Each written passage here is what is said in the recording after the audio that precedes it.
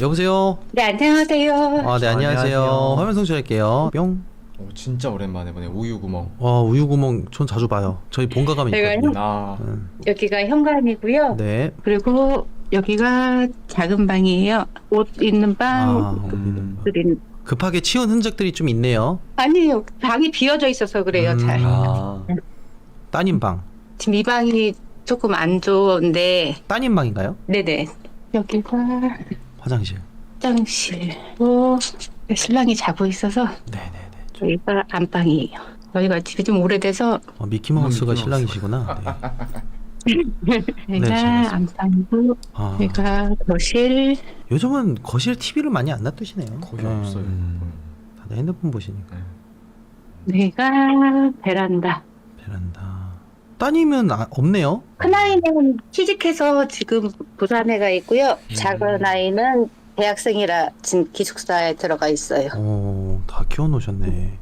근데 지금 이쪽 방이 지금 문제라고 말씀을 하신 것 같은데 네. 혹시 뭐 무슨 내용이 있을까요? 제가 사실은 8월 달에 실시간 신청을 한번 했었어요. 아, 여우 쪽에. 그때 제가 너무 당황스러워갖고 말씀을 제대로 못 드려서 횡설수설하다가 종료가 됐었는데, 그리고 나서 이제 집에 별로 보이는 게 없다고 말씀을 해주셔서 그냥 안심하고 있었는데, 그 다음날 약속이 있어서 외출을 하려고 준비를 하고 있다가 시간이 잠깐 남아서 잠깐 누워 있었는데, 귀 바로 옆에다가 누가 이렇게 소리 지르듯이 남자 목소리로, 무슨 말이었는지는 기억은 안 나는데 누가 소리를 버럭 질러갖고 순간적으로 놀라서 벌떡 일어났어요. 네. 핸드폰이 혹시 켜져 있나 해갖고 핸드폰을 이렇게 들여다보니까 핸드폰도 꺼져 있는 상태였고, 집에는 강아지하고 저밖에 없는 상황인데 바로 귀에다 대고 소리를 지르는 것처럼 남자 목소리를 선명하게 들었거든요. 아까 말씀드렸던 저 방, 강아지가 이 방 문만 열었다 하면 뒷걸음질을 치고 숨어요. 그래서 여기 입구에다가 소금을 갖다 놨어요. 저는 제보자님들이 더 잘 아실 거라고 생각해요. 이런 현상들이 저희가 겪어보는 게 아니잖아요. 혹시 그 제보자님 아들 키워보신 적 없으시죠? 네. 그 핑크 아들 하나 보내드릴 테니까 혹시 그 아들이 여기서 서식 가능하나요? 아들 좋죠. 그리고 시어머님한테 말씀을 드렸더니 팥을 보내주셔가지고 팥도 여기 입구에다가 일단은 갖다 놓은 상태인데, 집에서 유일하게 지금 이 방에만 벽지에 곰팡이가 껴서 제가 수시로 벽지를 닦아내고 있거든요.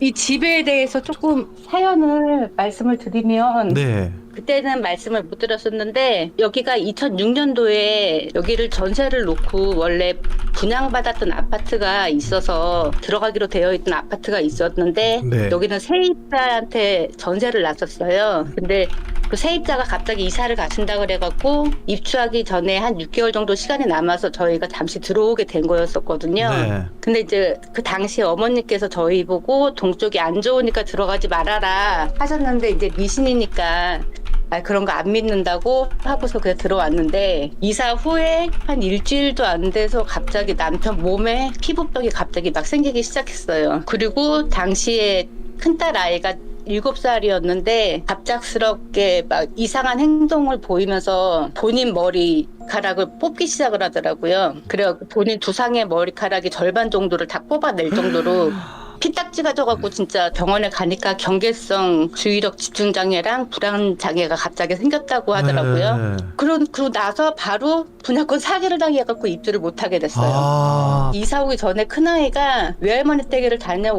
오면서 집에서 어린아이랑 할머니랑 언니가 집에 같이 왔다는 이상한 얘기를 했었거든요. 이제 아이가 하는 소리니까 뭐 그냥 무시를 했었는데, 이사 온 후에 안 좋은 일이 계속 생기는 것 같아서 이제 이사를 가려고 부동산에 집을 내놓았었는데, 그 당시에 이제 이 아파트가 주변이 환경이 좋아서 내놓기만 해도 금방금방 나가는 아파트였었거든요. 근데 10군데 부동산에다가 집을 내놨는데도 저희 집만 안 나가는 거예요. 그렇게 1년 이상을 계속 있다가 결국은 아무도 보러 오지도 않고 이 집에 있으면서 계속 안 좋은 일만 생기고, 거기다가 갑자기 사기당해서 돈은 계속 없어지는 상황이 되고, 남편도 회사에서 누명 써갖고 회사를 갑작스럽게 그만두는 상황이 되고 병원비로 계속 깨지는 상황이 되고 그러니까 이 집에서 정말 벗어나지 못하게끔 계속 붙잡는 것 같은 기분이 든다고 해야 되나요? 예, 이거 지방령 이상인데 산 피를 말리는데. 그러다가 저도 이제 막 우울증이 생기고 막 힘든 시간 보내게 되면서 새벽마다 갑자기 막 먹어대고 병원에 가니까 섭식 장애라고 해서 몸무게가 그때 당시에 한 10kg 정도 증가하고 베란다 보면은 막 아이들 데리고 뛰어내리고 싶다는 막 이상한 생각도 자꾸 막 들고 그래서 베란다 문 꼭 잠가놓고 나가보지도 않고 막 그랬었거든요. 그러다가 이제 큰아이가 초등학교 6학년 때랑 중학교 때 학교에서 심리 상담을 하는데 아이가 살수도락을 했다는 얘기를 선생님이 해주시더라고요. 미련한 행동으로 근데 바꾸시죠. 네, 어리석은 행동. 예, 살이 아니라. 아이 심리 치료는 초등학교 때부터 중학교 때까지 계속 해줬었고 중학교 3학년 때 이제 완치 판정은 받았는데 그래도 약간의 우울증은 조금 남아있는 상태였었고 반복되는 불행 때문에 믿음으로 조금 기댈 곳이 필요해서 저희 친정이 천주교다 보니까 성당에 나가게 됐고 세례도 받게 되었는데 사연을 들은 수녀님께서 집에 오셔갖고 가정을 위한 기도라고 이렇게 축원도 해주시고 기도도 해주시고 가셨는데 그래도 집이 별로 나아지는 건 없더라고요. 그러다가 이제 아이가 심리치료 받고 괜찮아지고 나서 이제 좀 다 괜찮아졌구나라고 생각을 하고 있는데 갑자기 제가 2013년도 아이 완치 판정 받고 나자마자 바로 제가 자궁 상피내암으로 수술을 하게 되고 바로 뇌하수체 선종이 발견되고 갑상선 등 갑자기 모든 질병이 생기는 바람에 지금까지도 약을 복용을 하고 있는 중이고 그 당시에 불안 공황 장애가 생겨서 심한 상태라 입원 치료까지 선생님이 권유를 했었는데 이제 아이들을 케어를 해야 되다 보니까 2년 동안 약물 치료만 하다가 약을 먹으니까 이 생활이 너무 힘들어지더라고요. 이게 어눌해지고 막 말하는 것도. 그래서 약을 끊고 그냥 좀 스스로 이겨내려고 노력을 많이 했어요. 그래서 지금은 많이 조금 좋아져 있는 상태고 그 당시에 거실에 누워 있었는데 작은 아이가 갑자기 알몸으로 제 앞에 와서 눕더라고요. 그래갖고 제가 다 큰 애가 왜 알몸으로 이렇게 돌아다니냐고 그러고 있는데 갑자기 뭔가 쎄한 느낌이 들어갖고 분명히 내 딸인데 내 딸이 아닌 것 같은 느낌이 들어서 뭐지 하고 있는데 갑자기 제 얼굴 쪽으로 손이 뻗어 나오더라고요. 그때 제가 잠든 상태가 아니었었거든요. 근데 잠들지 않은 상태에서 가위를 눌렸어요. 그 뒤로도 몇 번 가위를 눌린 적이 있었고 2017년도 경에 동창 중에 스님인 친구가 있는데 저한테 할머니랑 남자랑 아이 영가가 붙어 다닌다고 아는 스님한테 부탁해서 테마를 해준다고 해갖고 무료로 테마를 해줬는데 뭐 그냥 심리적으로 힘든 때라 그냥 펑펑 울고 온 것밖에 없었던 것 같아요. 정말로 뭐 테마가 됐는지는 모르겠고 그냥 가서 많이 울고 심리적인 위안만 받고 온 것 같아요. 그리고 22년도에 남편이 작업복으로 구제 옷을 사갖고 왔었는데 새벽에 안방에서 나오는 여자 영가 모습을 봤어요. 여자가 이렇게 안방에서 쑥 걸어 나오는 모습을 보고 남편한테 혹시 여자 옷이냐고 물어봤더니 맞다고 해서 버리라고 했더니 그냥 회사에 갖다 놓은 것 같아요. 양밥 돌렸구나. 그리고 제가 이제 일은 계속 꾸준하게 하고 있었는데 우연히 기회가 닿아서 21년부터 23년 말까지 납골당에서 근무를 했었어요. 아이고야.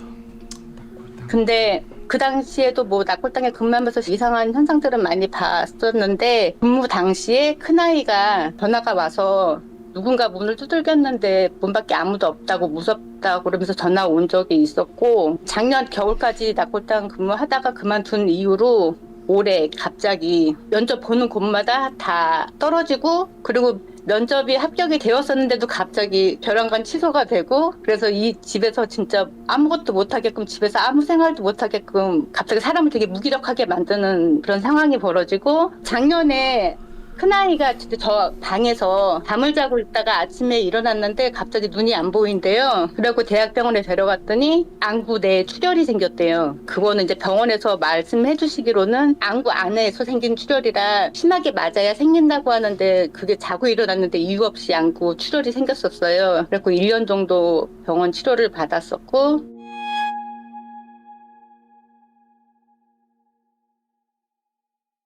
이거는 근데 그때 이제 조상님 몇 자리를 네. 봐야 되는데 이거는 진짜. 어렸을 때부터 귀신 봤다고 말씀을 드린 적이 있었거든요. 네. 그러니까 옛날에는 어르신들이 돌아가시면 집에서 장례를 치렀잖아요. 근데 할머니 집에서 이렇게 장례를 치르다가 사무대 날 제가 태어났대요. 그 원인인 건지는 잘 모르겠고 어렸을 때 계곡물에 빠졌다가 죽을 뻔한 적이 있었는데 그 이후로 집에서 처음 귀신을 보기 시작했거든요. 이거는 좀 약간 집안 내력으로 봐야 되고 또 집안 내력에서 조상을 보든가 아니면 묘자리를 보든가 그 정도까지는 해야 돼. 왜냐면 이사 오고가 아니라 이사 오기 전부터 아마 되게 귀신도 보이시고 막 이런 일들이 많아요. 이거는 영매 체질일 가능성이 있고 아니면 집안에 누군가가 돌아가신 분이 옆에 있으면 길이 열린다 그래요. 그러면 지금 제보자님은 만약에 기분이 열린 상태면 누군가 때문에 그러면 다른 귀신들도 그게 계속 이끌려와요. 지금 보면은 이게 점점 심해지는 이유가 죽은 사람들이 지내는 곳에서 일을 하세요. 그러니까 그 기운이 계속 이끌려 다니는 거예요. 이렇게 생각하시면 돼요. 제보자님이 뭐 그럴 리는 없겠지만 죽은 사람들이 잡아당겨서 죽은 사람들이 있는 곳에서 업을 닦는 사람이거나 제보자님 주위에 있는 사람들이 그렇게 안 좋은 그런 걸 당하거나 그건 의심이에요. 의심인 네. 거고 저는 처음에 이 집 봤을 때 사실 뭐 집은 흉가일 가능성이 크다는 거는 그때 당시에도 이제 알고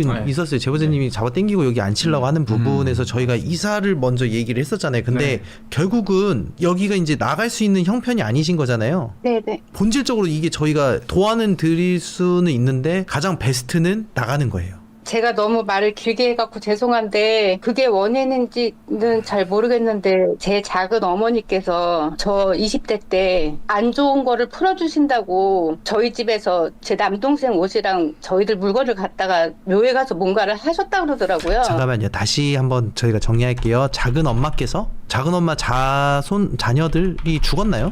아니요. 자녀들한테 뭐 이혼수가 있고 뭐 안 좋은 걸 푼다고 산소에서 뭔가를 하셨대요. 근데 그런데 그 당시에 저희들 물건이 없어졌어요. 근데 이미 할아버지 산소는 없어진 상태고. 그러니까 뭐 이거 조상적으로 가는 거잖아. 산소 없어졌지.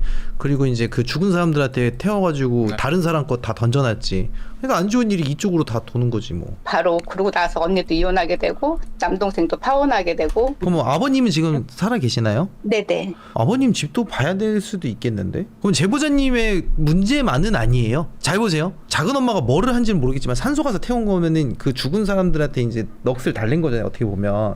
그럼 거래가 있거나 뭐가 있을 가능성이 있는데 그게 뭔지를 잘 봐야 돼. 아까 근데 이걸 정확히 얘기해 주셔야 돼요. 제보자님이 작은 엄마가 얘기했을 때 옷을 직접 주신 거예요? 아니면 가져가신 거예요? 네. 저희가 준 게 아니라요. 네네. 엄마가 집에 와보니까 남동생 옷이 없어졌대요. 그러면 그냥 말없이 가져간 거네요? 네네네. 그 말없이 가져간 거고 자녀들이 이혼수나 이런 게 있으니까 산소 가서 네. 어쨌든 그 할아버님께 뭔가를 대수대명도 아니고 아니야 이거 운세 바꾸기겠네. 그러니까 이거. 바꾸기인데 바꿔치기했네. 제보자님 댁이랑 바꿔치기인데 저도 지금 그 생각 중이긴 하거든요. 왜냐면 옷이랑 물건이 없어졌고 이혼수 핑계로 그거는 가져갈 건 아니거든요, 사실상. 할아버지 묘가 사라짐. 할아버지 묘는 그 묘자리가 물이 차고 안 좋아갖고 그냥 묘를 없앤 것 같아요. 그래서 물이 찼었나요? 어르신들이 가서 보니까 물이 차 있어갖고 화장해드렸다고 말씀 들었어요. 그러면 그치. 작은 엄마하고는 핏줄이 아니지. 정확하게 보면은 이제 바꿔치기인 건 바꿔치기인데 이제 아유, 이런 걸 받은 우리는 거죠. 저주라 그러죠. 네. 사실 다 벌받은 네, 양박이라고 하죠. 비방이 아니라. 난 이 집 볼 때마다 무슨 낙골당 같은 느낌이 좀 많이 들어가지고 근데 이제 제보자님이 낙골당 얘기를 하시니까 혼자서 그냥